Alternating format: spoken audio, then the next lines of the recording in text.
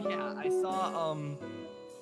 I saw Good Time on Netflix. It's on Netflix now, and that movie Right, was for the first time you saw it. Yeah, that movie was fucking incredible. I loved it. I've never seen a movie have like no structure but have structure. Like the story in that movie, just like, I mean, it obviously has structure, but like you literally have no idea where it's going the whole time. Oh yeah. It's wild, and it's Robert Pattinson's best performance I've ever seen. I mean, I haven't seen The Lighthouse, so I can't say like it's better than that, or whether it's better than that or not, but wow, like that movie is just, it was really good. And like, he was the worst, but he played a good character. Like, Yeah, that's for sure. I hated him, but No, he makes a lot of questionable decisions in that. yeah. movie. Yeah.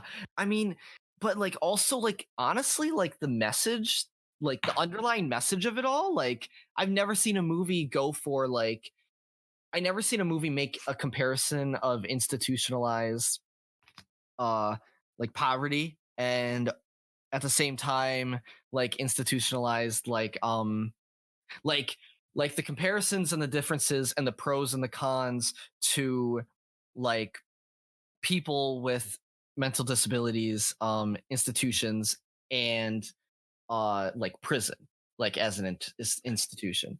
I thought that was and like the class, like, and whether like poverty like has justice and stuff like that. I don't know, I thought that was Sure. really cool. It was just, there was a lot of cool like things there, and like the way like the story unfolded was very unique. Also the music and the lighting was phenomenal, and the acting was great. And yeah, that was my mini review for Good Time. So there you go. That's how we're gonna start this. Thanks, Joe.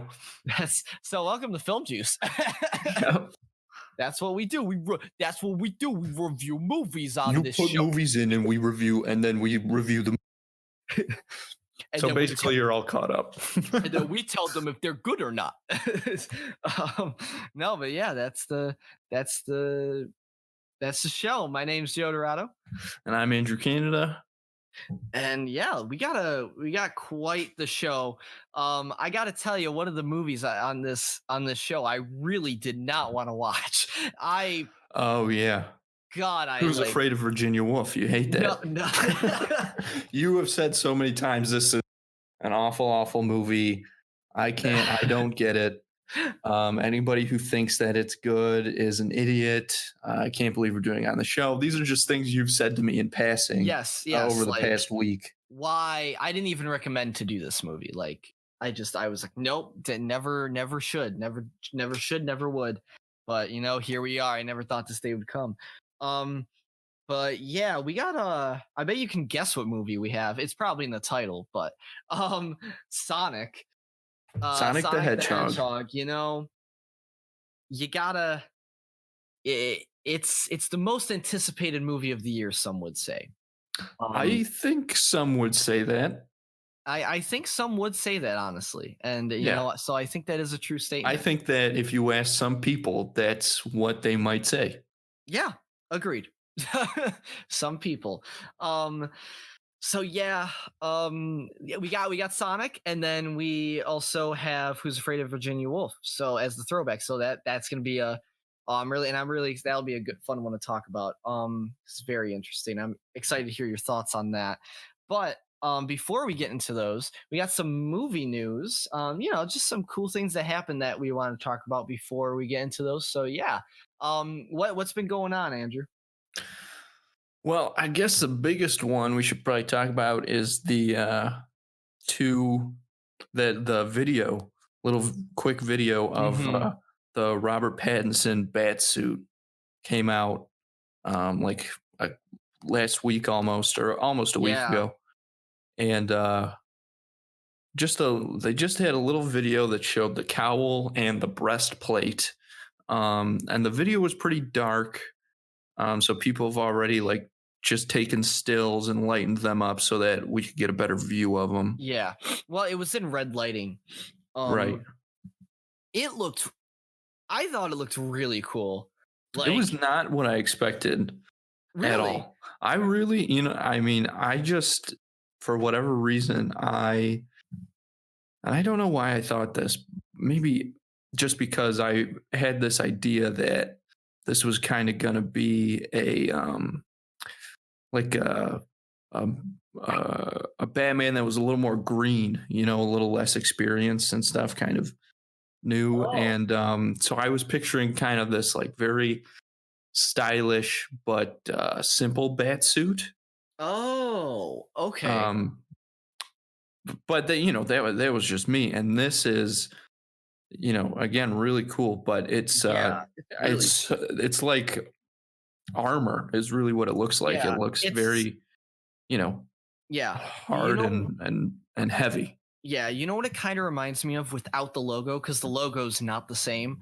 But what it Hmm. kind of reminded me of was Batman Beyond. Um, like that kind of look. Like not exactly, like obviously not like the classic cartoon, but like Right. it seems like with the red lighting they got going on, that's kind of like an inspiration. And like it Interesting. looks futuristic. I don't know, like Yeah, I think you're right. because the whole thing with the I mean, I doubt they're gonna set it in the future. Like, I don't think they're doing a Batman Beyond movie. I'm just No, God, saying that'd be cool though. that would be so sick. But I do think that it like has like that's just what I immediately thought of when I saw the Hmm. lighting in the suit. But the bat symbol in the middle of his chest, like it looks, I love it. And Yeah, a, me too. a lot of people are thinking that like it looks like he's gonna be able to like pull batarangs out of it. And like, It dude, does. that is the coolest shit. I don't know. I don't know if I'd like to see that. Really? Like That he would be just so awesome. I mean, it'd be cool if he like was able to detach it and throw it, I guess. But if that was like if he just kept pulling batarang after You batarang wouldn't out of his like it? chest, oh my god, if he was pulling batarang after batarang out of that breastplate, that would be ridiculous. That's kind of fair. No, that's true. You know what? I actually agree with you, because in the cartoons he could pull off his like chest, but he couldn't take out a million of them. He could just do the one. I Um, think I I think think maybe I remember that. But he pulled off that was the animated series, right? But that was I think when he so. had the whole like yellow circle around the symbol, and he couldn't just pull off the bat part. If he could, I mean, I'm not even sure I'm No, remembering this yeah, correctly, but I he don't could pull know. off like the whole disc. No, I no, think no, he only no. might have, if he could do that, he did that like once. Yeah, but I think it's. I just think I agree with you where I think it I would mean, be Superman cool. did that in Superman 2, Yeah, that's true. and that went, and everybody loved that. So Yeah. But I do think it would be really cool if he like could pull it off and like use it as like his main like battery, and it would like come back to him. I think his that'd be kind of main cool. one, I wouldn't like that. If he had to use What? it, I would okay if it was Okay. something he had to use in like a dire Okay. circumstance. Okay. Okay. I But mean, if that yeah. was like his go-to, that's so impractical. Like why that's why you have the Why belt. You is keep it them in on the your belt. chest? Yeah, that's Hey, your hey, main one. Batman. What are you doing? You're bad at design. Oh my god. Can't design a suit. What do you do? Joe, you should be a professional heckler. You should Yeah. heckle superheroes for a living. So I was walking around the streets of Gotham the other day, Oh and boy, here we go. Here's his I type saw 5. I saw Batman. What do you know? I saw Batman there. Uh Joey Dice Clay. That's your stage Joey name. Joey Dice. That's so funny. Oh my god. But yeah, so um yeah, so okay, but I saw some people speculating about that, and that would be, I think that'd be cool, but I can understand where you're coming from there. Um it definitely would be impractical. um but you know what, there was also another comparison with the suit that a lot of people drew from, and I thought it was really cool. And I kind of agreed. It more than the Batman Beyond inspiration, it seems way more inspired by the games. Um in Yeah, particular that's a good call. the Arkham Knight game in It does look particular. like that. It Yeah. looks so cool. And like, if they, this is all I want. This is like what I want. This is all I want from this movie. I just, if it like is anything like the stories like and the grit of the games. Like I don't want it to be a Christopher Nolan like Batman movie, and I don't think it will be because Christopher No. Nolan has a very distinct style, and like it's just it would be there's no way. So I'm glad I need it to be like something stylistically different than that, but also not a mess like Suicide Squad. So like and I don't want it to be like a cartoon like the Harley Quinn movie, which it was fine that the Harley Quinn movie had that style, but it wouldn't fit for Batman, obviously. So what I think is going to happen, and it needs to have more style than the Batman v Superman movie because Mhm. that was the worst. Um, so I think what's happening is I think hopefully they will take some because they're just starting the film. Mhm. Hopefully they will take some inspiration from what they saw from the Joker, and I don't want them to make it as like I don't want them to make it as realistic as that because Yeah. I don't think we need that because like I No, think yeah, I think you still want it to be a like comic a book comic movie. book movie. Exactly. Yes.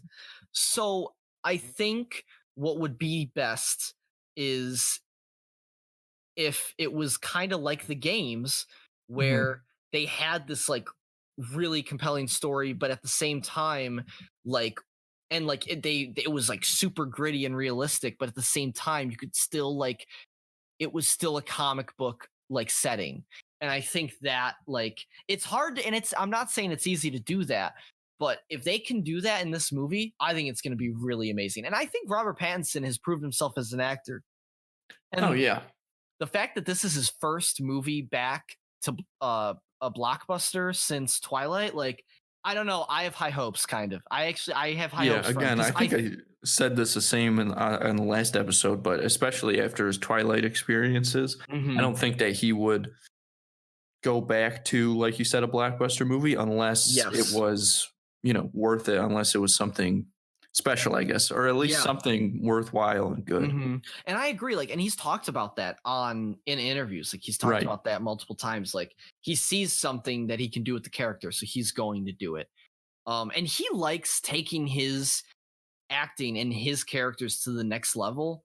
So I am really excited to see if he really pushes not only Batman but Bruce Wayne as a Yeah, character through him. that's what's going to be really interesting. I think that probably the Nolan movies had the greatest balance between Bruce Wayne and Batman over any Yeah. other adaptation. We hmm got to see Christian Bale as Bruce Wayne a lot. It Yes. was a very interesting take on him. I Yeah. think that Robert Pattinson's is going to be very interesting to see, and I hope that they do spend, some time with that. And it's not, I mean, obviously we all want to see Batman, but there's two sides to the man, right?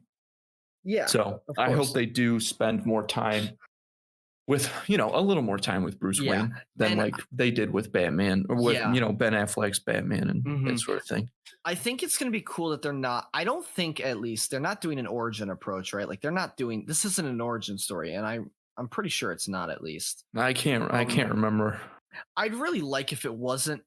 I think I don't know. I don't think we Does it feel need. kind of like this, like the Spider-Man thing to you? Yeah, what if they just did like what they did with Spider-Man Homecoming and like they just didn't like they just like assumed like that the audience knew like Right. kind of what happened. Like I kind of think that would be great in this instance. I don't think we need to see The like pearls, another yeah, the director's pearls. shot of Yeah. pearls breaking everywhere, Yeah. If they had like a flashback, like at some point, like and he's having like like he's having like a nightmare or something, like fine. But Even like that though, they did so many times. yeah, Like that's what they that's did with true. Batman v Superman. So Yeah, that's true. So don't we'll know. see. That's true. We'll see what happens. But anyway, I'm excited nonetheless for this movie. It'll be cool. Yeah, it'll be Yeah. sweet. All right. Let's talk about the next Yeah. thing that we wanted to talk about, which Um was Rick Moranis. yeah. So I don't know if you know much about Rick Moranis, Joe, but like he was hmm obviously in Ghostbusters and Honey I Shrunk Yes. the Kids, which is Yes. that's the news. He's coming back. They're doing a new Honey, I Shrunk the Kids movie. Mm-hmm. That's gonna be on Disney Plus, I think. Yeah, they're doing a couple things on Right, they're they doing that Home Alone one too. yeah, I But they're doing this new Honey, I Shrunk the Kids project, and so Rick yeah. Moranis, he's a funny guy who was on SCTV and everything. Mm-hmm. Um, he he just kind of went away. Like, you know how Dave Chappelle like kind of ran away from show business and like had a ranch and like Yeah. and now he's back and stuff. Rick Moranis was like the first guy to do that. So he's been away for, I don't even know what his last movie was. I should look that up. But it's been a Mm-hmm. long time, and he's just been completely secluded from everything. That's And interesting now, yeah, and now because he's back. So if I wonder what got him back. You know? well, not only that, but I wonder what pushed him away because so the whole thing with Chappelle was he got his show Chappelle show taken away from him Right. and like that like he felt like that was a very like he was obviously very against that and he so I think like that was a big thing and like then he was just like I'm just gonna like be done for a while because like I just can't do this shit's stupid and I'm not gonna deal with this so like um Okay. So it looks like the last thing that he was in was Brother Bear 2, and then he was in Bob and Doug McKenzie's 2-4 anniversary, which is this character these characters that he and Dave Thomas did on SCTV back in the day, that's that he's crazy pretty famous for. So that was that's crazy 2007. Jesus, more than a decade. It's just but like I said, like Chappelle had a reason, so I'm curious, like if well, I'm sure he had a reason to go away too, but Oh I'm yeah, just I sure mean, I don't. it's not as I've big. Yeah, I don't know. It's I can just only speculate. I've heard that he yeah, just like was not having it. He was like, I'm done. I'm done yeah. with the scene. That Yeah. happens. I mean, That's a as you know almost better than anybody, Joe, the tolls that Hollywood can take. oh my god, yeah. It's hard. It's really difficult. Yeah. um, Yeah. but no, but it's crazy. But this is the thing. Disney, you know, Disney's doing this frustrating thing, and I really wish they stopped. I really wish they did stop. Guys, please. They Just give me a break. it's so annoying. They're doing this thing where they just take beloved things Hmm. and they reboot them for money and ruin them. And I really dislike the lack of originality that Disney has had the past few years. It's really frustrating. Hmm. Like the whole live action remakes Yeah. is one of the most corporate and like We got it's to burn it all down, man. We got to it's stop these guys. Sorry. no, but it's just it's one of the like it's one of the most bland and commercialistic things I've ever seen like Hmm. done to a property and it's just it just lacks all creativity and like it shits on all of the previous like it shits on the originals like it sucks and you know what this is the thing at first I was like kind of on board with it because I was like okay they're doing it in a way where they're bringing something new Hmm. to it but they recent like and they did that at first I would say they did that with Jungle Book I would say they Jungle did Book for that sure. I would say Jungle Book was like a good like success and that was great Yeah, I like that. I like that and live then action Jungle Book a lot. Beauty and the Beast, like Beauty and the Beast was where they were kind of riding the line of it, where I was like, okay, like I like this, and I like this as its own thing, but it's starting to like become a little bit too, like this is like starting to ride a line here. And then after Beauty and the Beast with Aladdin, like Mhm. it was Did you wow. see the live action Aladdin? Yeah, I I did didn't because see it. they put it on Disney Plus, and man, Right. what a fucking, you know, I can say this, like I hold that I personally might have a lot of bias because I hold that movie very high. The animated Aladdin. Yes, but like that's my favorite animated like Disney movie of all time. Really? What about Aladdin 3, King of The King Thieves? of Where does that Thieves. fall? Where does that fall on the list? The Return of Jafar. Oh Well, my Return of God. Jafar, I take it or leave it, but King of Thieves, Yeah. I mean, that's one of those rare instances, that show up once in a while where the third one is just so much better than the original. Oh yeah, yeah. I honestly do love that movie though. Oh my God, I don't remember it enough. Like, I just know the animation wasn't good because it was like it wasn't an Straight to yeah, straight to video. yeah. The video and home cassette. But anyhow, it's just it's frustrating because they're taking and then with Lion King was like even worse because it was just like this movie. Like, why of all movies would you remake it just I didn't see the vision where they were going with it other than I we reviewed it on the show. I very much disliked it. And honestly, like I as time went on, I think I just disliked it more. Like I think that's what's happened because I don't even think I disliked it that much when I reviewed it. Like I didn't like it, but I don't No, think I like if I hated it. remember, yeah. But as time went on, I just like You thought about it more, and it was like that was. I really don't like what it was, and it just frustrates me. It did nothing as good. But I know we're getting off topic here, but what I'm trying to say is they're taking these properties now and they're rehashing them and remaking them, and I think that's really lazy, and I really hate to see it because it's just I don't know. It's a safe bet, and they make a lot of money no matter what they do. So I know, and it's stupid. Like the more I see of it, the more I'm just like, guys, like you have so much money, you can take risks, you can take so many risks. Like, just do something original. Like, I just don't. I think that's too much to ask of them, Joe. I don't think they're gonna do that. But I think it's. Here's what you need to. It definitely much because they've got so much money that they're not going to take risks. I mean, it's a huge corporation and there's a lot of pressure there to continually make a profit each quarter, especially as they continue to obtain so many new IP and stuff like that. But here's what you need to think about, Joe, is because basically everybody else is saying the exact same thing that you are. I'm telling you, basically everybody out there wants original content. Yeah. And this is an opportunity that now they're going to have to go and search for it. So here's where smaller production companies and stuff are going to come in, like Good Time, independent movie.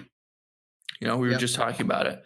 And that's people love that movie because it's really great and it is original, super unconventional. Yeah, absolutely. Yeah, and that's just kind of how these things start. I mean, those tiny ones that do take risks, which I agree with you. It's interesting that the people taking risks are the ones who have the smaller budgets. I know.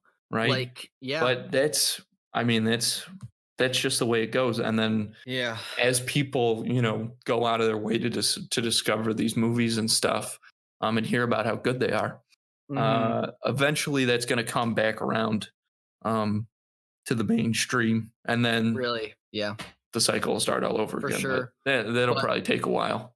Yeah, and I know we just got on a tangent there, but like tangent away, Joe. Tangent is if your life depended.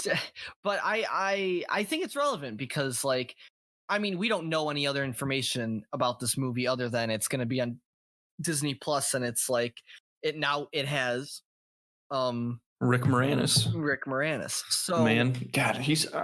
I'm so glad though. I mean, I hope that it is good, just because I love Rick Murray, Oh, he's favorite great part of Ghost. I was just gonna say he's great in Ghostbusters. Oh yeah, he's so good. When he acts like a dog, a demon dog in the second one. Oh my god, what a fucking film! Second Ghostbusters, whatever. I would still watch it, man. I like. I It's don't know. not I as don't like good, watching but the second Ghostbusters. it's funny to laugh at though. Like it has like it's not good, and that's why it's funny. Yeah, I Um, gotcha. it's like it's just good enough to laugh at, in my opinion. It's not like yeah, but but I'm actually speaking of Ghostbusters, I'm excited to see that new one. That shit looks dope. I hope that's good. I'm I'm excited they're doing something new with it. Like thank God. Like they're not Right. just trying to reboot it. Like that wasn't the move obviously. So, I'm glad they're doing something with the IP but like something new. So that'll be cool. Yeah, we'll see. I don't know. Yeah. Paul Rudd's in it, so. Yeah, Paul Rudd's. But again, it's like another one of those things. Gosh, what I feel like almost fairly recently we were talking about something, or I was talking with somebody about this, and it's very evident in the trailers for the new Ghostbusters. Is it's just like or maybe I'm thinking of it, but it's just like it's like, hey, what if Stranger Things was Ghostbusters, or like what if Stranger Things was this? And I'm not just saying that because isn't Finn Wolfhard in the new Ghostbusters? He is in it. He is. Yeah. Yep. But yeah, we'll see. I mean, we'll see. I'm excited. Oh,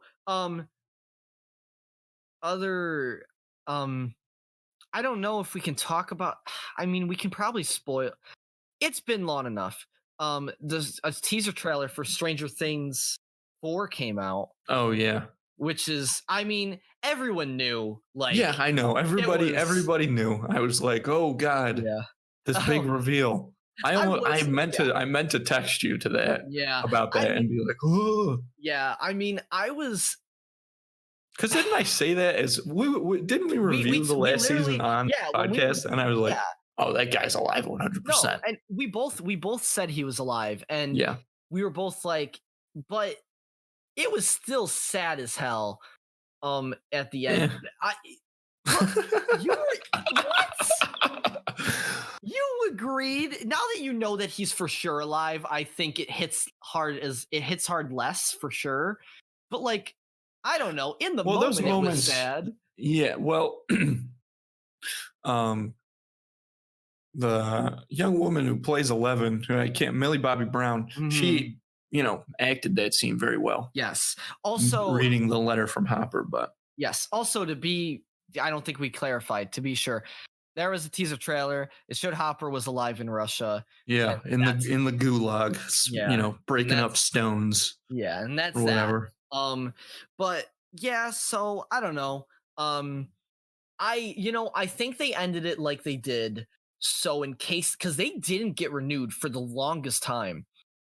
And like, honestly, like I think they ended it how they ended it just in case they didn't get renewed so they could end it like this. See, Stranger Things 3, honestly, they could have ended it there, in my opinion. And I wish that they had. Because I think that the longer this show is going on, the worse it's going to get. And I've said that since the very beginning. Yeah, but you know what's crazy? They should have ended it on the high note they did, because Stranger Things 3 was, in my opinion, the best season. Even better than the first one? Yeah, I think I said that when we reviewed Stranger Things 3 too. Like, I think I said that. You probably did, but that's still crazy. Well, you said like you could see it. Like I don't know. You didn't seem like you were like too floored by it, but maybe. I don't know. I mean, it was good. Season 3 was good, but season 1, if they had, I feel like I say this every time we talk about Stranger Things, but if they had just either stopped it after season 1, just made it a limited series, or made it an anthology series where the next season didn't have anything to do with the first. But the thing was, I mean, when that show came out, people just fell in love with those kids, right? Yep. So there was no way that was going to happen. Because I remember you told me you wanted it to be an anthology like thing where each season would, especially the way that season 1 ended, like the very last scene of season 1. I would have loved if they'd just been like, that's it. That's Or a little glimpse, but there's no more show. Or what if they like did this thing where they took season 2 and season 3 that are out right now, and they like spread them out more. So like season 2 would focus on, it would be in the same universe, but it would be in a different area, different characters. Yeah, and then maybe. Eventually eventually like we'd finally find out what happened like after the original season of Strange. I don't know. I think that'd be kind of cool. But obviously that's not ever going to happen because that didn't happen. But we'll see what happens. Yeah. But anyway, that was the thing that happened. So cool. We also got a trailer to.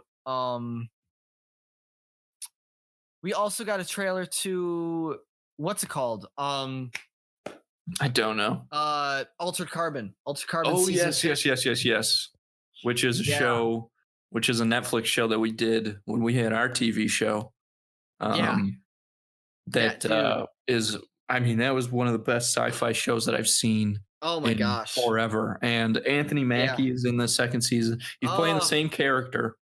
It's the same, but they change bodies and stuff, which is Altered might Carbon sound weird if you haven't seen the show, but you should definitely check it out if you like that sci-fi stuff. Yeah, Altered Carbon is one of the most underrated shows on Netflix.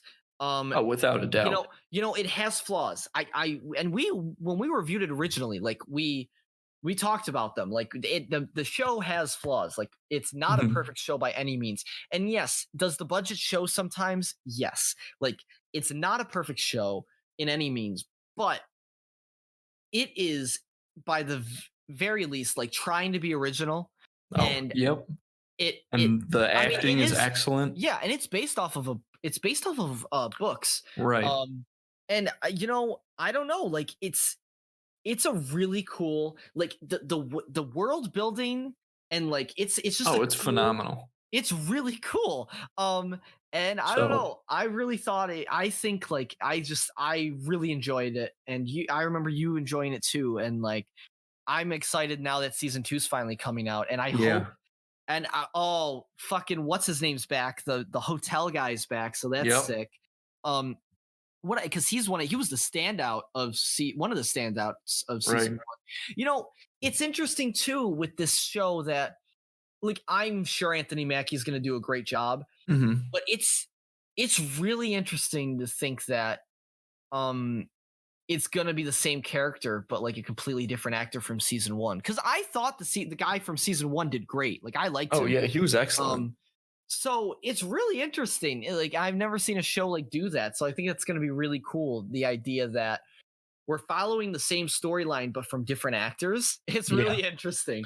We'll see how Mackie kind of plays it. But so I mean, I hope that it lives up to the first season. Yes. Anthony Mackie is my one big hope that it will do that, but we'll have to see. Because I will say the trailer kind of left it off.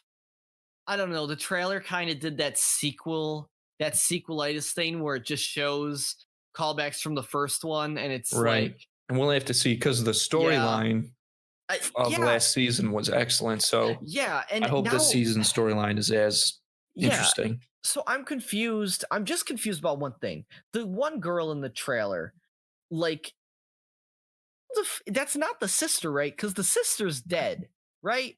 I think so. But I mean, who knows? That's why I was confused about, because they name dropped her. And I was like, you know what? Maybe I just have to watch season 1 again, because and that's going to be a problem with watching season 2 is like, I'm going to be confused at who's who because the actors changed, right. But yeah, we'll see what happens. I'm excited though. I think it'll be cool. Me too. But yeah, so. All right, let's talk about Sonic, huh? Yeah, let's get to it.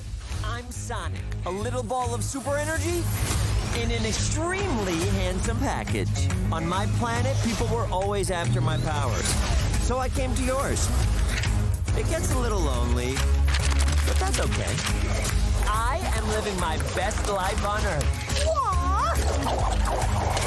Oh, No! Man, Sonic. What a I wasn't looking forward to this movie.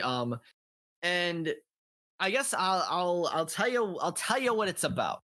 Okay, give it a shot. So basically, it follows our favorite little blue devil from the video games. And he's like one of the biggest video game memes of all time. Basically, he's this hedgehog that goes very, very, very, very, very fast. If you're not familiar with Sonic, and he is running, his character is constantly on the run in this movie, and he is residing on Earth because he is trying to stay safe, and he was told by his previous guardian that he had to always keep running, and once he got found he had to move on to the next place, and he could never stay in one place for too long, and it set him up for this very lonely life. And basically something happens where he gets noticed on Earth, and he has to leave, but he loses his rings, which are his mode of transportation to leave Earth. So he has to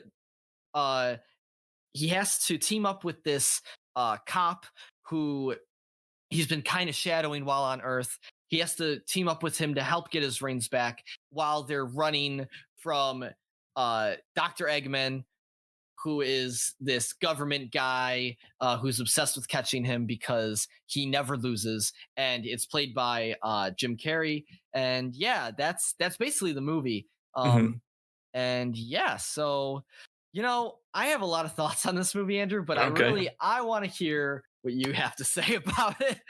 Well, the reason that I was so ready for us to do this movie is because obviously it was supposed to come out when, like 6 months ago or something? Supposed to come out a while ago, yeah. Yeah, and when they put the original trailers out for it like a year ago, I mean, people went crazy because of it looked terrible.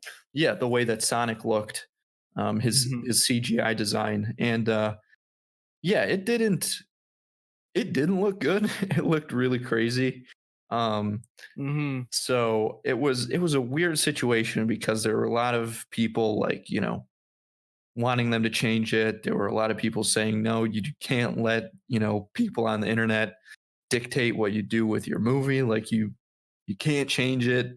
But ultimately, my verdict is it was a good thing that they changed it. It's, again, I'm kind of on the side where like I don't want people on the internet to dictate, what you do. You can't just start, kind of going crazy and then have things change your way. But it would have been a worse experience if Sonic did the way that he does now in the the new design that looks more true to the video games. Yes, it looks so much better, and it makes a huge difference, especially it does with Ben Schwartz, who I love, who you might know, John Ralphio on Parks and Rec. He's also in Westworld. He's in Westworld. You're talking about the guy. Yeah, I'm talking about the guy who voices Sonic. Sorry. Yes. Talking about James Marsden. Yes, sorry. Who plays the cop that Sonic teams up with. Yes. But anyways, yeah. Because Ben Schwartz's voice is kind of like, I don't know, it's hoppy a little bit, you know what I mean? Yeah. Like it's bouncy. And if you look at the original design that they had for Sonic, especially, I mean, he's like constantly throwing out like quibs and stuff like that, quips. And it would not have worked nearly as well, I guess, as it does in this one. Not saying that they all landed for me, but it would have been a lot worse if they worked with that original design. What did you think about? You prefer this new design too, right? Oh, of course, everyone did. Did, and it is no exaggeration when I say this movie would have lost at least 2 points if they stayed with the original design, because the original design was so bad. It was scary. it wouldn't you lost so much character and emotion from him. Like Absolutely. it Absolutely. would have been way worse. And like so much of this movie relies on Sonic and the animation. And this brings me to another point. Like big ups to the the animation team behind this, because I heard they were treated very poorly. There was like a few articles that came out about like the animation team in Canada. They were treated very poorly, like by management, and they worked their asses off to get this like done, and they did a great Absolutely. job. And Yeah, I mean that's such a crazy thing to ask yeah, and a group of people yeah, but not to even that. redo a movie that they've done Yeah, entirely, and and then then yeah, and then the animation studio, I guess, like closed down right after, oh like wow, right at Christmas, and like laid a bunch of people off. So like that really oh my sucks. god, So yeah, like it just sucks. Like, and there's a lot of stories about animators not being treated like as well as they should be, and like Mhm. that's it really stinks. But they did a great job, and I wanted to give kudos to them because they killed it. And like I'm sure like the reason why it was so bad in the first place wasn't their fault. Like they were just doing what they were told. Like I'm sure they just had to follow this like design that like was given to them, you know what I mean, by some Yeah. corporate head. Um but yeah, anyway, they did a great job. The animation in this movie was one of the um good parts about it. I would say And mostly. Here's what I want to say about that. yeah. And again, I think that this is only because it's they were in the situation that they were in, Mhm. where they had to redo the whole thing. But Yeah. I think that Sonic looks really good, except for when he has to interact directly with like physically with like a human character, like a real life character. I think it looks like when he is uh Oh. being carried or whatever by James Marston, or when he's like there's a bar fight scene, and when he like kind of is fighting with that big guy, um that didn't look great, when he had to actually like get in his face and Mhm. punch him, like Yeah. physically interact with him, then Yeah. it didn't look great. That's true.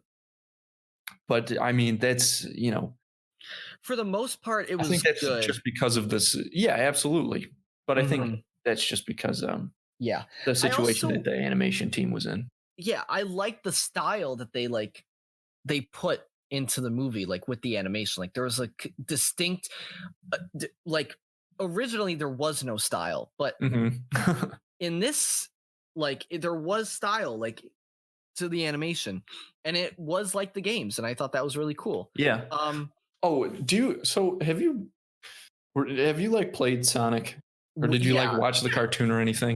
I watched I watched some of the cartoon, but I mainly played I played the old games and Uh-huh. some of the new awful ones, but I mainly played the old ones. Was the owl that like raises Sonic, I no, whose name I don't know, was that I anything? do not know lore about like You don't that. know the Sonic lore? Okay. Yeah, like I noticed that all the tribe, the tribe that Yeah. was there were Knuckles.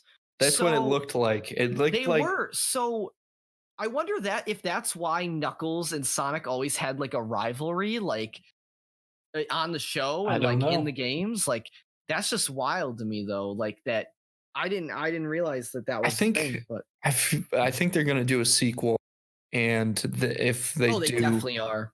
I mean, the movie made $70 million this weekend, so Yeah.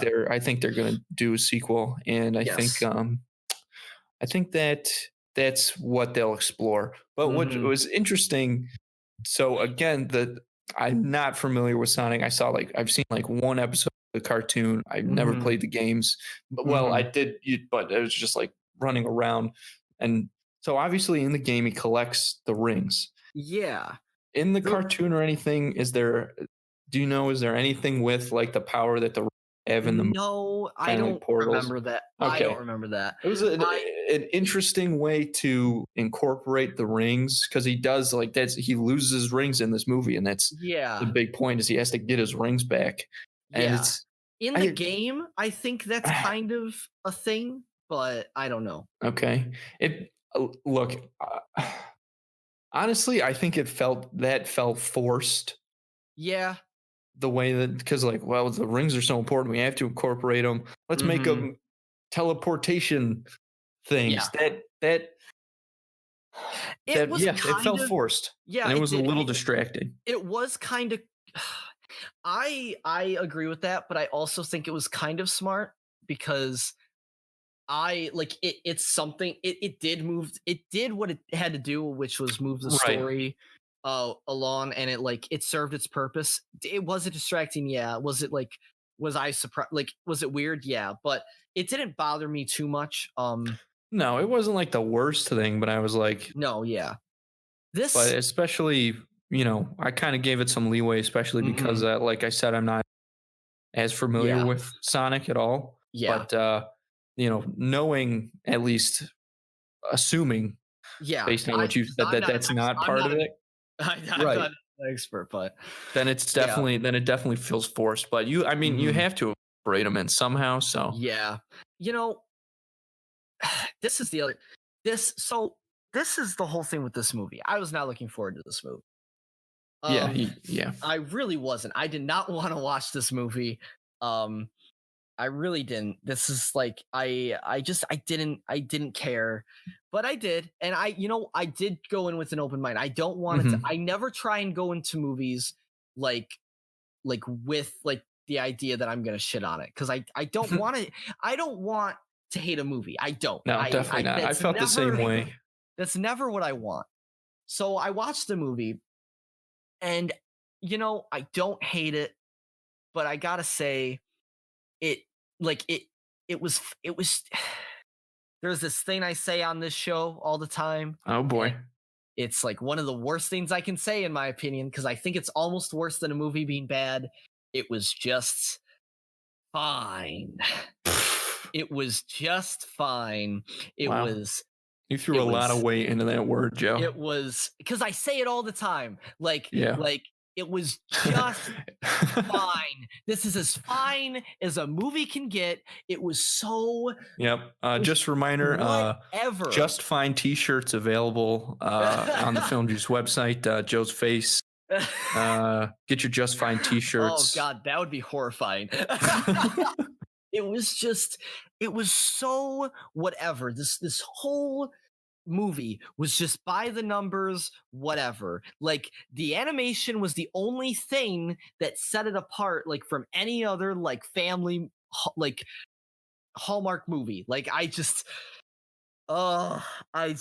was so frustrating to watch because and that bothered you, huh? It really, honestly, it didn't. Go ahead. It might come off, and I know it might come off that it's bothering me like a lot. I understand. Yeah, well, you groaned a fair amount right there. Yeah, it's not, because you might be thinking like, oh, well, you would think a movie bad would like get a worse response, and it would, but the whole thing is just when a movie is fine, I don't gain anything from it. I don't gain anything from it, so it's just a waste of my time. Yeah, I completely understand. Apathy can be the worst quality. And I didn't hate it. I was so indifferent on it. Like it was just fine. I see people giving this movie like okay reviews. Like they're like, oh, it's not as bad as I thought. And yeah, you're right. It's not as bad as I thought, but it's mediocre. It's like mediocrity at its finest. And like, oh, I don't want to hear the excuse of, oh, well, it's a kids movie. Oh, it's a family movie. I've seen plenty of kids movies, plenty of family movies that can be exceptional and that can be for adults. The Lego movie, even the Lego movie 2. Like they're like, what a comprehensive list. Any of the Disney original movies. Like I know exactly what you mean. It's just, and it's so frustrating that like people are like kind of using that excuse to give this movie like I don't know. I hear where you're coming from, but that doesn't bother me at all, because when that was the thing. when I was watching this movie, that was the one thing that I kept thinking was like, oh, this is a movie for like little children. This is a movie for children. Like it's not for adults. But like for young children. Yeah. Because like, that goes with everything that you're saying. Like it really doesn't have anything an older audience. But honestly, to get even to that point for this movie that had a lot going against it before its release, to even get to that point is something. But I think also that there are a lot of people that grew up on Sonic, and it would have been maybe nice to have some things in there that were more for them. Yeah. As far as the storyline and some of the dialogue and stuff like that. But yeah, but I guess the approach felt like maybe it was just to introduce new, young kids to Sonic. Yeah. Which makes sense, but I was looking for like I think they like a big example that I can think of, a more recent example, Detective Pikachu. Like that movie, I think did it perfectly. Like, sure, that movie wasn't perfect. The movie had issues, of course. Like, I'm not the biggest fan of that movie, but like, at least it like tried to have like some hook for like people, like older audiences. Now, granted, it kind of needed to, because so many like you can say the same thing for Sonic, but Pokemon is a whole nother animal. Like Pokemon is like almost everyone's childhood in some way, shape, or form of like at least our generation. So it's just, so I understand like they kind of had to do that. I kind of wish Sonic like went maybe a little bit of a more mature approach. I understand they didn't do that, and like I think but I do think that would have been the right way to go, just because as movies like this kind of continue to come out, where they are based on things that you would probably normally think are more directed at children. But a lot of the movies do have stuff for the adult fans, because that's like a big thing now, is just kind of, I don't know, if it's just people wanting to hold on to their childhood or what, but I think that's a big part of the market for this kind of movie. That this one didn't tap into. Obviously, it's not a huge problem because it did make $70 million this weekend. But of course, maybe that's just people wanting to see what was up with it. But I am, again, this is a movie for kids, and I'm not trying to say that as an exactly, but I do think that, well, maybe I am. I do think that that's a big part of it. But that, I mean, I guess that doesn't really affect how I'm gonna rate this movie. But it's just, if you're gonna go see it, it's something to keep in mind, because this is a movie for kids. This is a kids movie. And if you're gonna, like kids, I'm sure kids love this movie. Oh my God. Like I am positive that kids love this movie.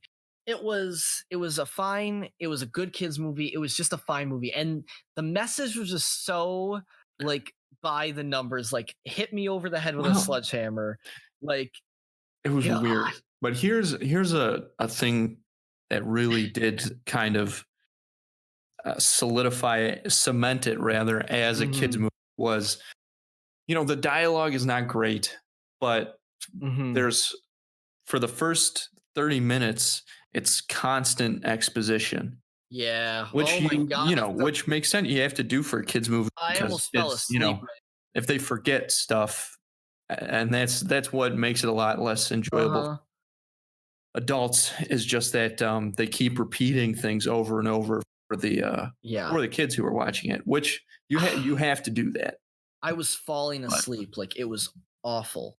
It was so bad. But I understand like that's what they had to do. It was just, God, that was. What did you think about Jim Carrey in this movie? I was just gonna say the actors in this movie. I think Sonic, Ben Schwartz did good as Sonic. There were some, like, I guess I guess it's all like ADR kind of stuff technically, Mhm. but some of the lines just definitely felt out of place, like they either kind of added them later or something. You know what I mean?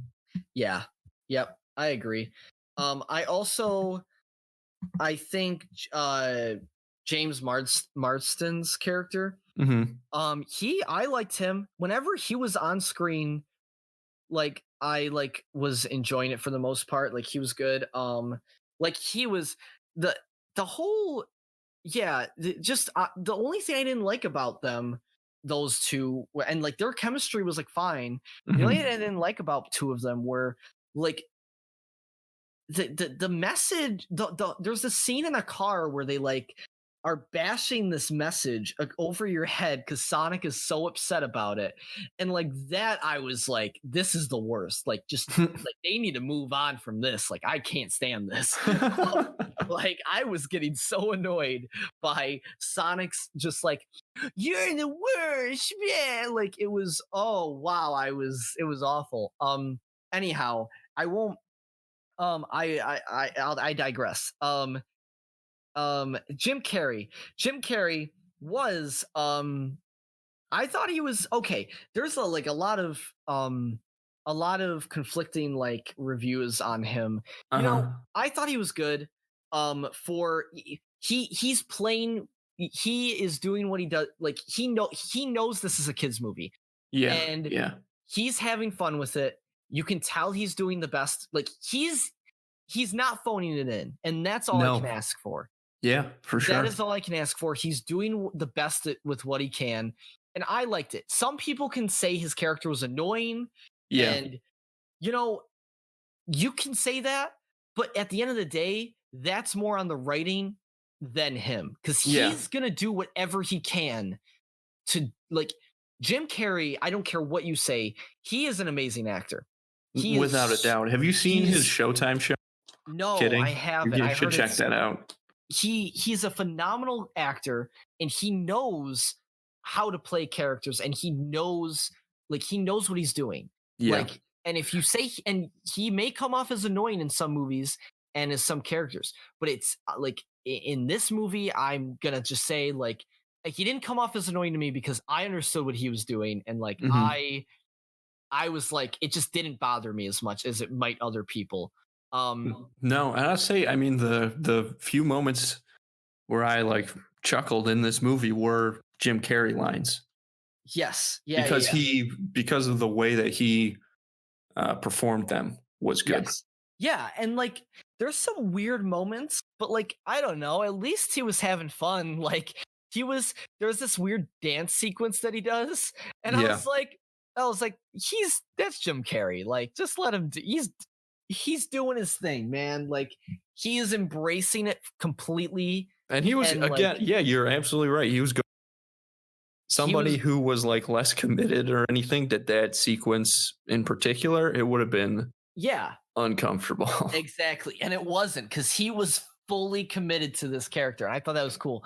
I Yeah. thought it was really cool. Well, I know I can't say that. That's like a spoiler. Never mind. I was going to say something that happens at the end, and I thought that was really cool, but with his character in particular. But the action sequences in this movie, I also thought were like, those were like not like, they weren't great, but they weren't that bad. They kind of borrowed the Quicksilver thing from Oh, yes, that I did not enjoy just because mhm. it was so much worse Yeah, than I didn't. Quicksilver. And honestly, Yeah, a big part of it is the song choice. I don't have yeah. what song it was written down, but There were that two moments, so there were makes two different that songs that makes that scene in the I'm talking about the one, well, I in guess the bar. yes, that one. Oh, I think that one was "My Heart Makes Boom Boom Boom." It's like Yeah, whatever yeah, that. yeah. Yeah, yeah, yeah, yeah, yeah. That was shit. Yeah, it was. It If wasn't they good. if they had done it with something else, with a Mhm. different song, I mean, then I would have Yeah. been like, "Oh, this is just Mhm. sort of a." It would have felt more like a homage instead of a Yep. ripoff. Yeah, but it and By trying also. to, which is weird, by trying to make it more different than the Mhm. real thing, Yeah. it felt worse, But like a ripoff. I agree. So like those action sequences, like I don't really count. the action sequence, like, so the one in the car, like, was kind of cool, I guess. And then the main one that I liked was the main one that I liked, like, that I thought I was like, okay, this is like interesting now because he's not doing the Quicksilver thing. Was the last one was cool. Yeah. But yeah, I don't know. It was just that. Yeah, the music, everything was just fine. It was fine. It was like okay. It was an okay shot movie. It was just Yeah, exactly. I mean, everything, lighting and stuff was pretty flat. Yes, it was just, just know when you go to see this movie, it is a kid's movie. So if you're a kid listening to this, which I doubt you are, kid. That's a big part of our audience. Yeah, like watch small children. Yeah. So yeah, I'm they light us up on the comment. Yeah. I'm gonna give this movie a 5 out of 10 juice box. Okay, I'm gonna give it a 5.5 because there were some parts that I think it's a good kids movie. We keep repeating that so much. Yeah, but I mean it doesn't deserve a 4 for me. It deserves no, certainly not. The lowest I would give it is a 5. The highest I would give it is a 5.5. Yeah, I agree. I wouldn't go any higher than 5.5 juice boxes. Yeah, so because like I almost gave it 5.5 too. So like yeah, it's just it is what it is. But if you have a kid or you like are gonna take your little cousin to see it, or kids are gonna love this movie. Like they're gonna really, really, really love it. I think they will too. Honestly, it could be one of those movies that like, as the kids who see it now get older, and like it might be one of those movies that like it's like a nostalgic movie for them. You know what I mean? Yep, I know. So, that's my thoughts exactly. Well, see, there was at least some like there's something in that, like that's something that's meaningful at least. So yeah, so that's that movie. Let's we got the throwback of the week. Oh man. Yeah, here we go. This is what I was excited. I like had to, oh my god, I was like so not looking. I like didn't want to like watch that movie at all, and like I'm so glad we're over that. So now we can we're talking about this movie that I've wanted you to see for so long because I think it's so bizarre but so interesting, and I'm so interested to hear what you have to think what you have to say about it, whether you liked it or not. Like I'm just, which I have a feeling like I don't want you to see movies you don't like, so like I'm assuming, like I'm hoping you liked it, but I did. Yeah, so I'm excited to hear what you have to say about it. So if you wanted to introduce this one. Yeah, so the throwback we did this week was Who's Afraid of Virginia Woolf? Who's afraid of Virginia Woolf? Twirl in the morning. Who's afraid of Virginia Woolf? Virginia Woolf, Virginia Woolf. Who's afraid of Virginia Woolf? 1966, directed by Mike Nichols, written by Ernest Lehman, based on a play, I believe, by Edward Albee. Yes. So we start this movie at the end of a dinner party. It's wild. And we follow this older couple, who one is a history professor at this college. The other, his wife, is the daughter of the head of the college. And they invite this younger couple over to have, further drinks after this party. The woman is played by Elizabeth Taylor. Yep. And then Richard Burton. Yep. And of the young couple, the man is played by George Siegel, who's the grandfather on the Goldbergs on ABC, which I like that show. And Sandy Dennis plays his wife, who does a great job. She won the Academy Award for Best Supporting Actress. But I think Elizabeth Taylor won for Best. Yep. Actress. Yeah. So they kind of the older couple is kind of bitter about their life, and they sort of bring the younger couple into their issues and then expose some of the younger couple's own. It's a wild ride. Here's what It's crazy. Yeah. What so the gosh, where to even start? I guess what I'll say is the thing overall that I liked most about this movie was, you know, the late 60s were such an important time for filmmaking and really pushing a lot of boundaries Yeah, and working out different things with storytelling, really just pushing the limits. for sure. So this one, it looks, the setting is very 50s, but the Yeah, feel is really takes that in yeah. under a 60s lens. You know what I mean? Because let me expand on this just to make it a little clear what I'm trying I to got say. you. When you think about portrayals of the 1950s, you think about Leave It to Beaver, right? So obviously, the people making this movie saw the 50s and know that for just about everybody, it wasn't that Leave It to Beaver sort of thing, you know? So this feels to me like someone kind of pulling back the curtain on that on that vision of that decade, showing it through this lens of the 60s and kind of pulling the seams apart and Yeah. showing, you know, like especially with George Siegel and Sandy Dennis when they first show up, there is a very uptight sensibility that I think you get from those characters, and then that's picked away throughout the movie. Yeah. And of course, with Elizabeth Taylor and Richard Burton, they're supposed to be sort of these upper class intellectuals, and turns Yeah. out that everything's kind of in shambles for them. Yeah.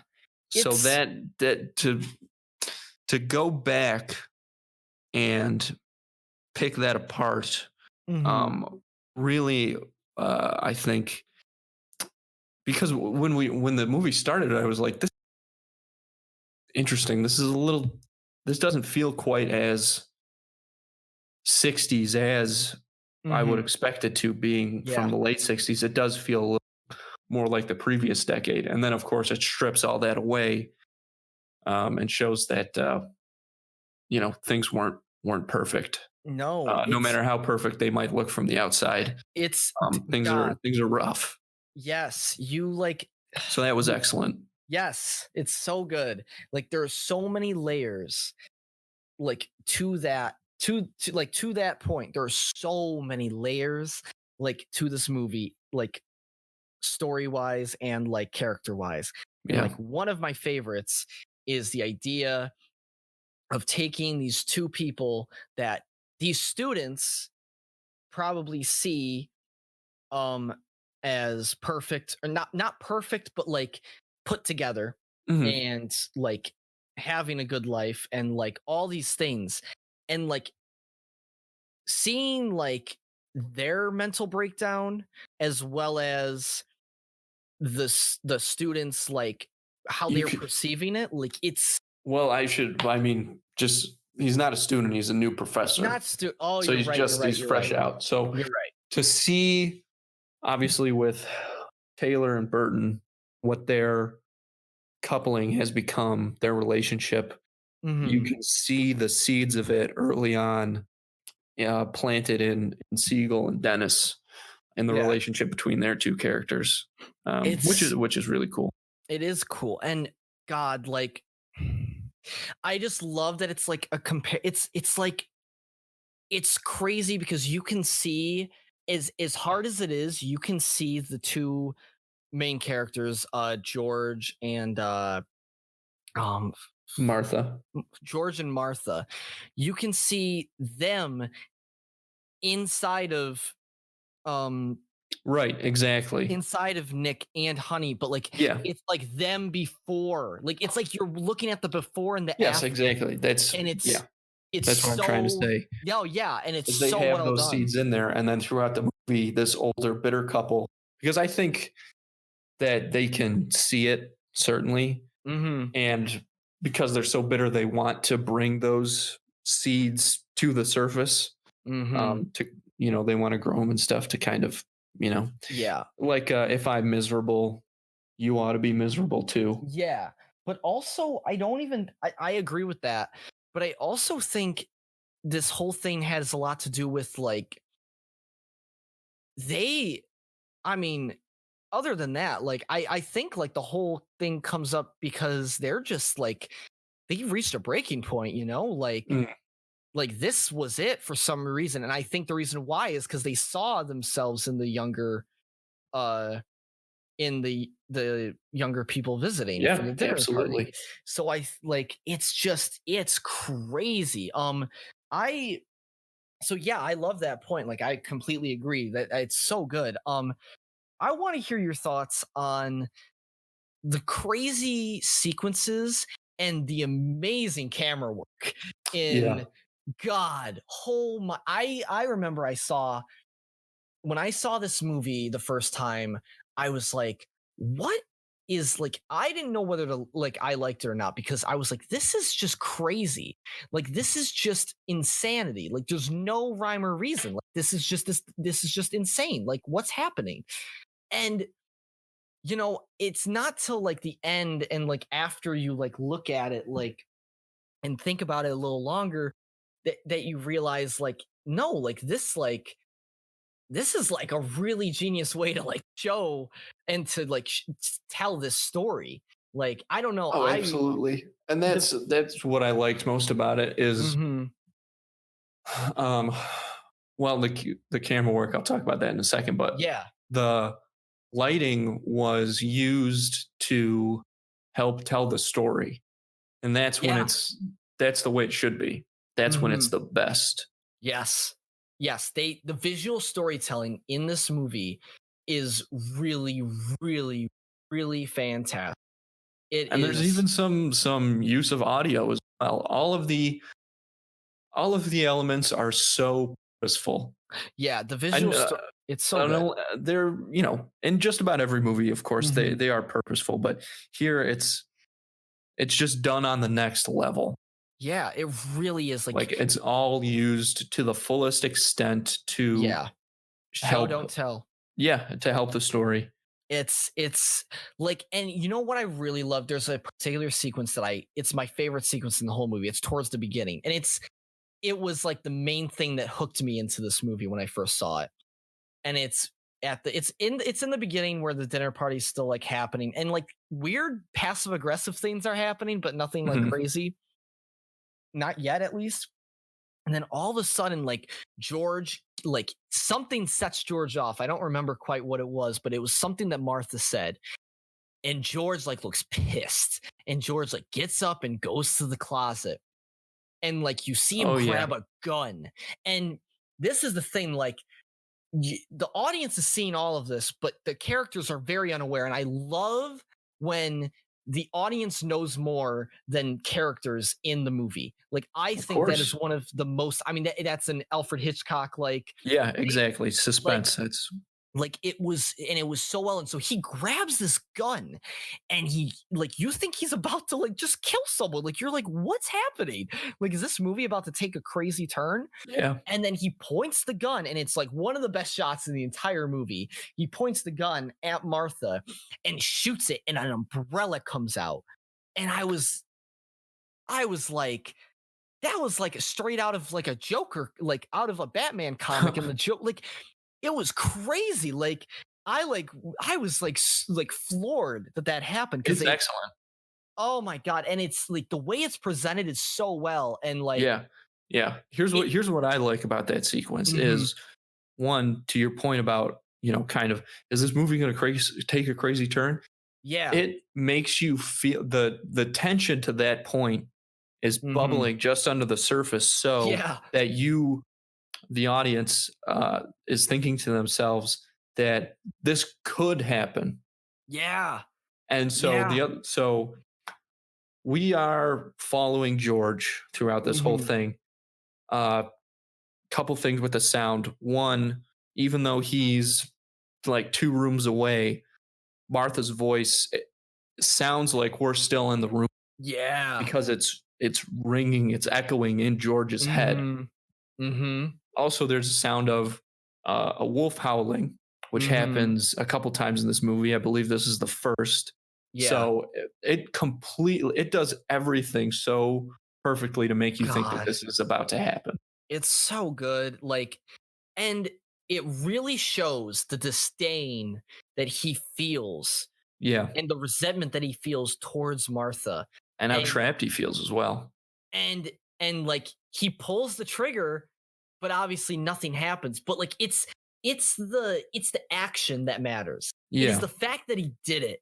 Like that whole, like that's the whole like thing that like the action shows the meaning. And here's the thing is when that action, when he goes through with it, you would think typically once the umbrella pops out that some of that tension would be released and kind of go on in the room. Yeah. But I would argue, if anything, it just escalates. Oh, it did, because Martha sees it as like Martha like obviously doesn't take it well. Yeah. George tries to play it off as a joke, obviously. Like he's like, haha, like, and he's trying to like, because, and also like Martha's doing this thing, this whole movie where she like just relentlessly like shits on George. Yeah. Like, and George like is just like, he just can't handle it to a point. And like, and you, like you said, you think the tension will be released after he pulls the trigger, but no, like it keeps building. Like it keeps going. Like just when you think it's over, it's still happening. And that's the whole movie. Like there's no, the only time there is a release in tension in this movie is towards the end. And that's when like finally like everything's revealed. Like, you know, we find out the whole, like the lie about the son, and like that was one of the craziest, like that was wild. That was, because like, yeah, crazy is the word for it. Yeah. So if I remember correctly, now I haven't like, I'm not like I watched some scenes before, but like I haven't seen the whole movie in a while, in it like a year. So I got some details I'm a little fuzzy on, but the son, if I remember correctly, they reference their son a lot in the beginning and the middle of the movie. And it's a big like point of conversation for them because they argue about their son a lot. And by the end, you realize the son like never existed, correct? Right. That's what I got from it. Yes. And I think it's like supposed to be like, it's not supposed to be like, they don't like another thing I love about this movie is it never gives you like all the answers. Absolutely. The subtext of this movie is spectacular. Yeah. Yes. And it doesn't treat its audience like idiots. Nope. Like at all. Like it doesn't, it gives the audience as much as they need. And that's like here it is. You do the work. We'll give you everything you need. Yeah. But like, God, it's like, so that's how I if I remember correctly, that's how I remember taking it too, is that the son never existed. There was also a thing I read, I think a while back, I guess like, maybe I'm reading into this, but like, wasn't there, or maybe this was like a point in the movie, but this was also fake, where wasn't it like speculated that like she had, like she miscarried or something? Could be. I think like that was a whole thing too. Like she miscarried, but they still she still decided to like live with the delusion that they had a child. I think that's what like it was. I saw an article when I first saw the movie and like it like went into it and I like was like, wow, like that's crazy. I think that's maybe like a point of it though, but I'm not positive. I'm gonna like, but yeah, either way, like just the way the whole thing is explored and the way that whole story unravels, and like by the end you finally hear like the truth, and that's when the tension is released. And it's not even a relieving feeling, it's just like it's a sad feeling. Yeah. Because now you just feel sad. Like Martha's like a mess, and George is like crying. Well, George doesn't cry. George is holding Martha, and George, what I think is really really insane, but kind of like funny in a way, like in a dark comedic way, is they don't like the younger couple try and like help and like try and like make sense of it, and then they like just yell at them, and they're just like, yeah, they're just like you don't understand, like there was never a child, you idiot, or like it wasn't like that, but like they're just like they like kind of like they kind of like yell at them, like like they should have known the whole time, and I don't know, it's just it was so interesting to see their dynamic, like their dynamic, like because they were so at odds with each other the whole time, and then at the end, like you see them like come together, and it's just like because the whole movie you're thinking like, why are they still together? Like what is like, why is this a thing? And then at the end of the movie you finally see like, oh, they need each other, like like they need like they resent each other, but like they need to, like this is like they're coping, like they're still like trying to get through this.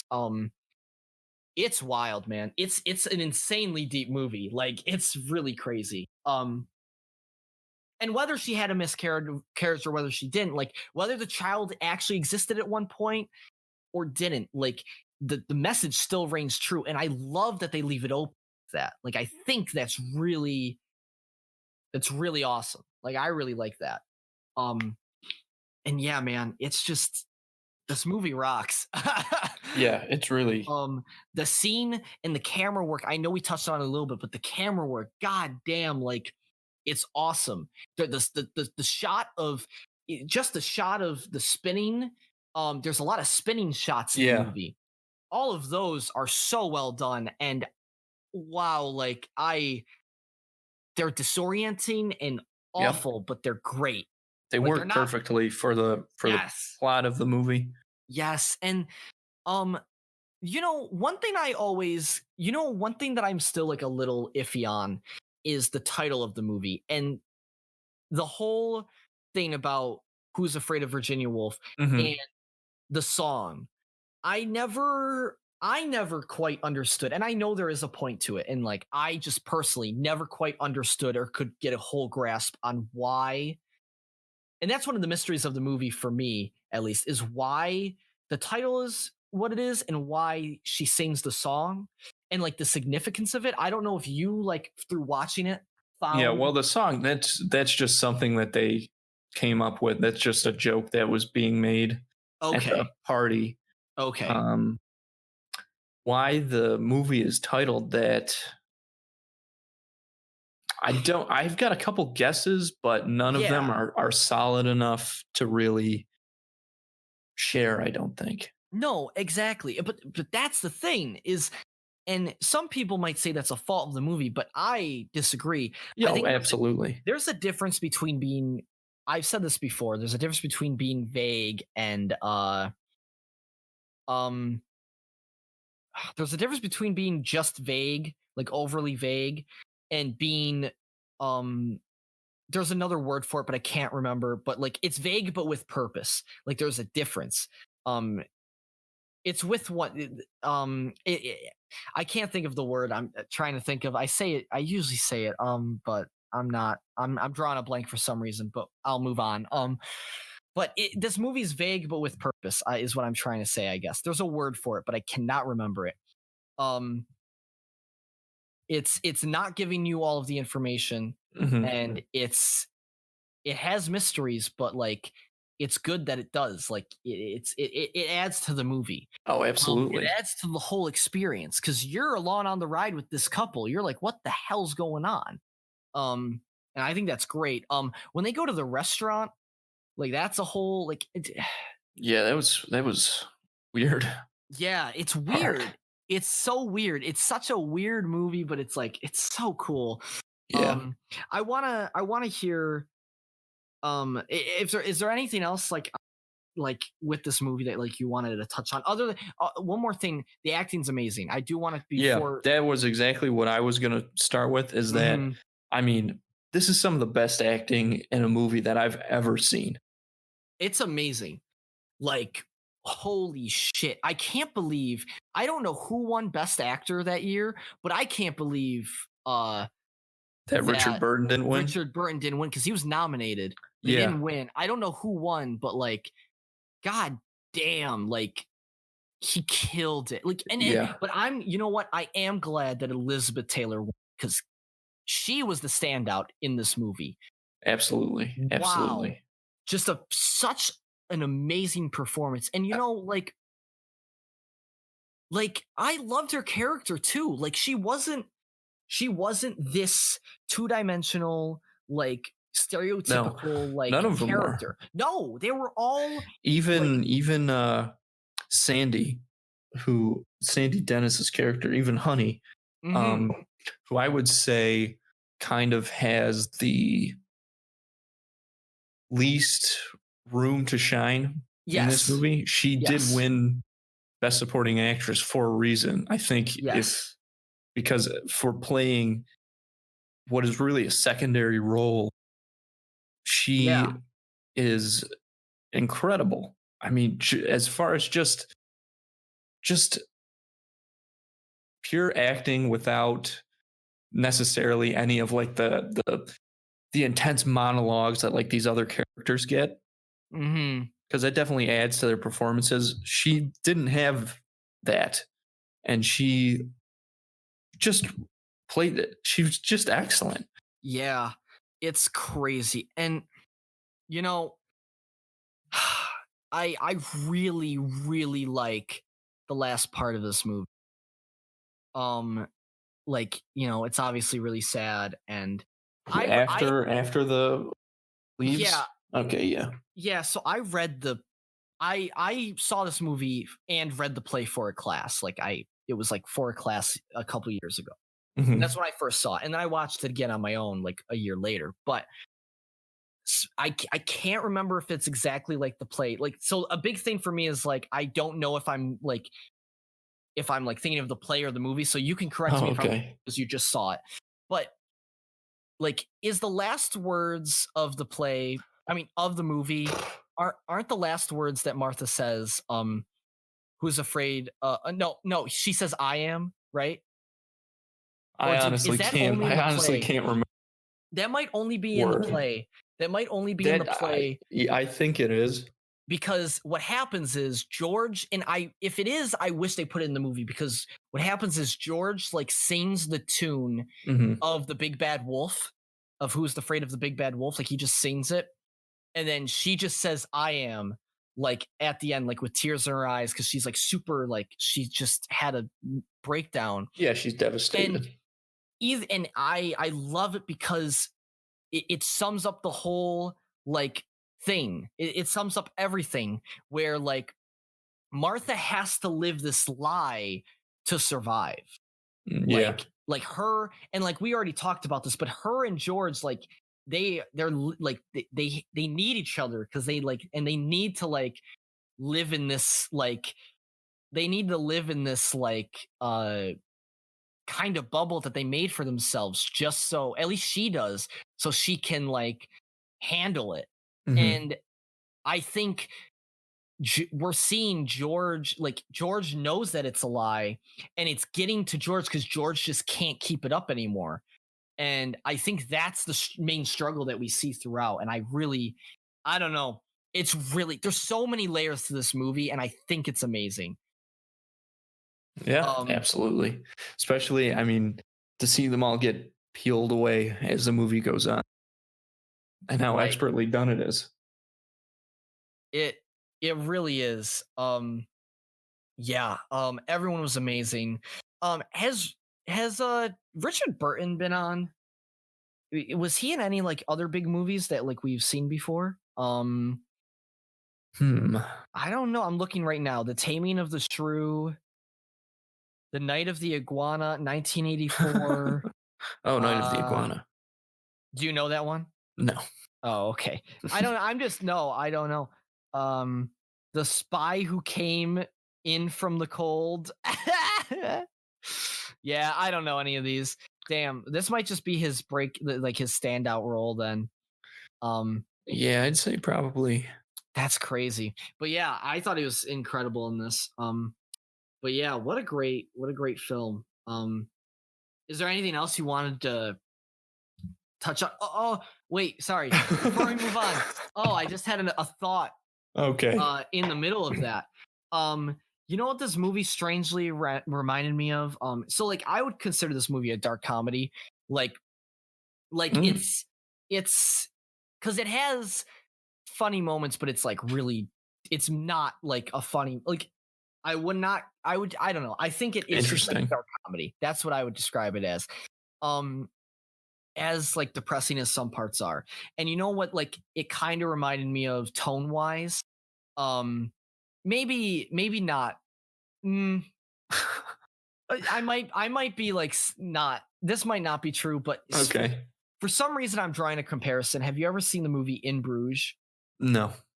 It's with Colin Farrell and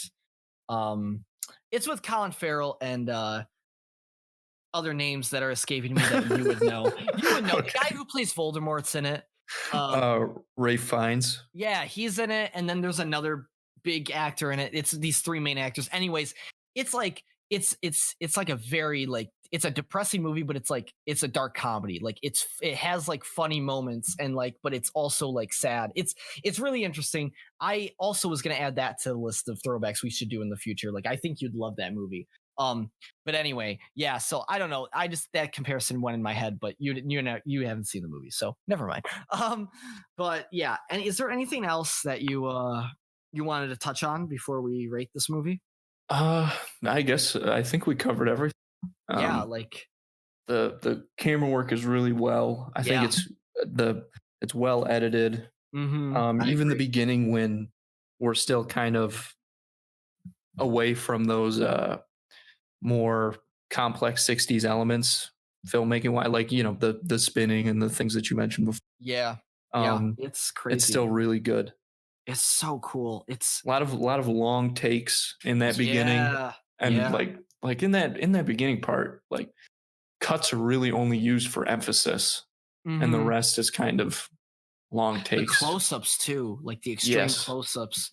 God, it's so good. And yeah, what are you gonna rate this movie, Andrew?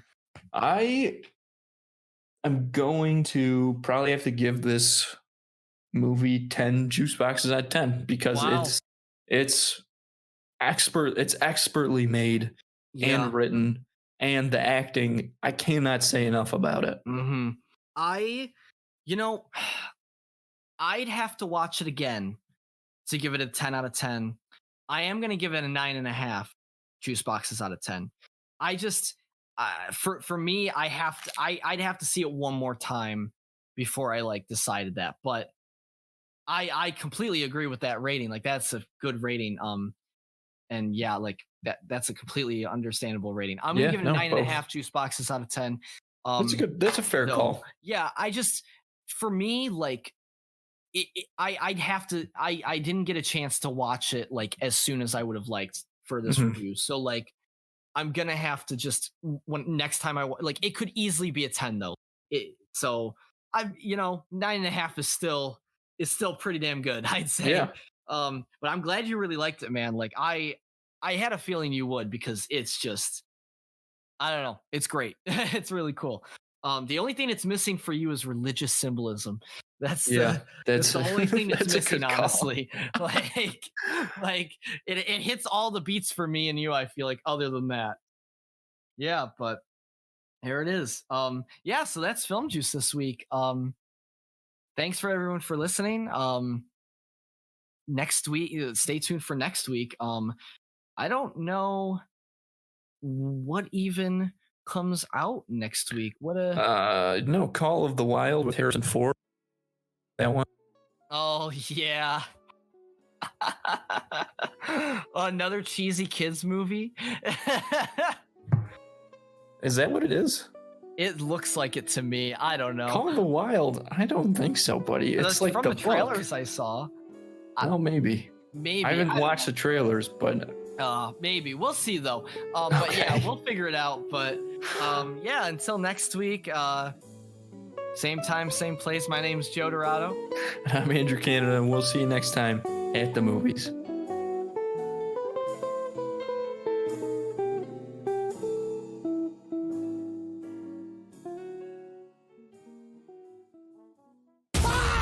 I just thought you might like a latte with steamed Austrian goat milk. Of course I want a latte. I love the way you make them!